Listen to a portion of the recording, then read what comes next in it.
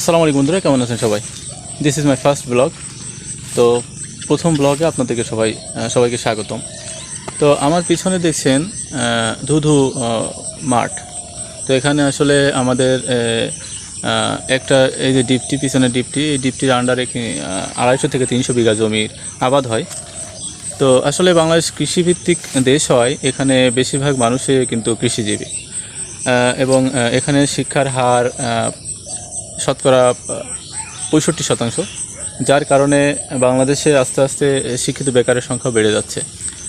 তো মোট মিলিয়ে বাংলাদেশ কিন্তু এখন খুব কঠিন একটা অবস্থার ভিতরে সবাই আছে। তো যার কারণে কিন্তু ম্যাক্সিমাম মানুষই কিন্তু এখানে বেকার। তো যার কারণে কিন্তু আমাদের যে জীবনযাত্রার মান বা প্রত্যাহিক জীবন একটু ব্যাহত হচ্ছে। তো এই কারণেই কিন্তু আমাদের সবাই যারা একটু জ্ঞানীগুণী, যারা একটু বোঝে, তারা কিন্তু সবাই নিজে উদ্যোক্তা হওয়ার কথা বলছেন, যে আস্তে আস্তে সবাই উদ্যোক্তা হন বাংলাদেশকে এগিয়ে নেওয়ার জন্য। উদ্যোক্তা হলে হবে কি, চাকরির জন্য বসে থাকতে হবে না, এবং চাকরির আশা করে সবার যে জীবনের যে বিঘ্নিত সময়গুলো বা জীবনের যে হতাশামূলক সময়গুলো, সেটা পার করতে হবে না।